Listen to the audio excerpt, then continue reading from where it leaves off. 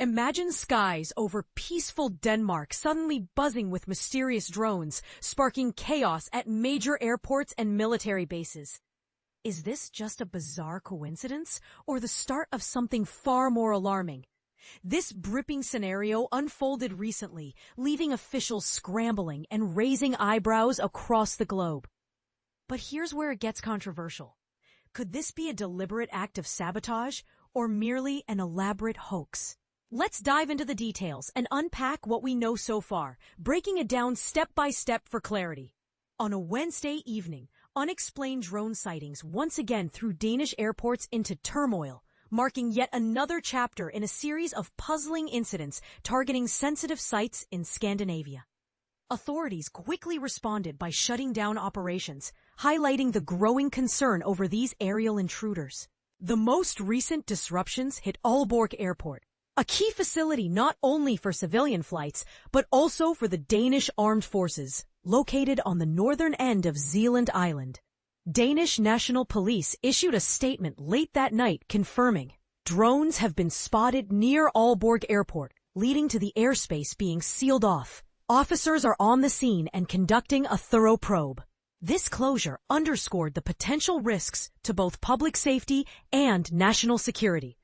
The situation escalated further when Danish Justice Minister Peter Hummelgaard addressed reporters the following morning. He revealed that drones had also been detected over southern cities like Esbjerg and Sonderborg, as well as above the fighter wing Skridstrup airbase, where Denmark's F-16 fighter jets are stationed. The objective behind such a hybrid attack, Hummelgaard explained, is to instill fear, sow division, and leave us in a state of dread. For beginners wondering what a hybrid attack entails, think of it as a blend of conventional and unconventional tactics. Not a full-blown military assault, but a sneaky, disruptive operation that mixes technology, psychology, and surprise to undermine stability without direct confrontation. To counter this threat, the Danish government is gearing up to invest in advanced detection tools and is drafting legislation that would empower infrastructure operators to take down drones if necessary. This proactive approach aims to bolster defenses against these elusive threats. These latest reports follow closely on the heels of earlier incidents, including a multi-hour shutdown at Copenhagen Airport on Monday night, and a similar closure at Oslo Airport in southern Norway. Both cities are situated along the bustling Skagerrak and Kattegat Straits, vital waterways linking the North Sea to the Baltic Sea, and teeming with commercial shipping traffic. These straits are like busy highways of the sea, crucial for global trade, making them prime targets for anyone looking to cause widespread disruption. While the source and motives behind these drone flights remain shrouded in mystery, Danish Defense Minister Troels Lund Poulsen offered insights during a Thursday briefing. There's no question that all signs indicate this is the handiwork of a skilled operator, he stated, pointing to the coordinated nature of the operations across multiple locations almost simultaneously. I classify this as a hybrid attack employing various drone types, Poulsen continued, noting that Denmark could activate NATO's Article 4 for consultations with allies. For those new to international relations, Article 4 is a NATO provision that allows any member to request a meeting to discuss threats to their security, acting as a diplomatic safety net without immediately escalating to military action.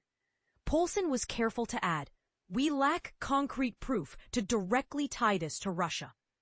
Danish Prime Minister Mette Frederiksen had previously labeled the initial drone incursions over Copenhagen and other areas as a grave assault on Denmark's essential infrastructure. When questioned about Russia's potential involvement, especially given recent airspace violations by Russian drones near NATO territories, Frederiksen replied, "I can't entirely dismiss the possibility that Russia is implicated."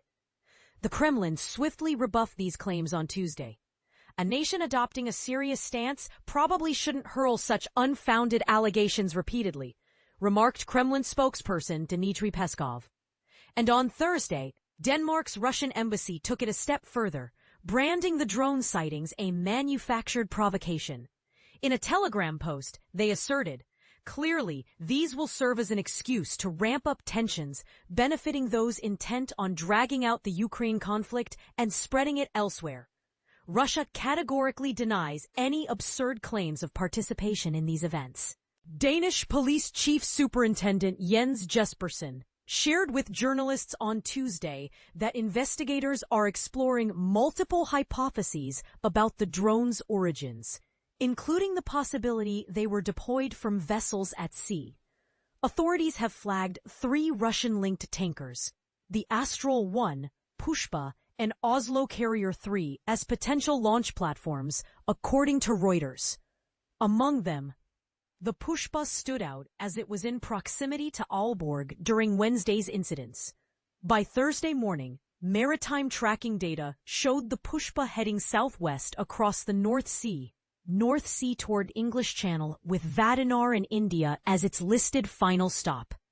Ukraine's war sanctions website identifies the Pushpa as belonging to Russia's Shadow Fleet, a network of often uninsured ships with murky ownership designed to circumvent global sanctions.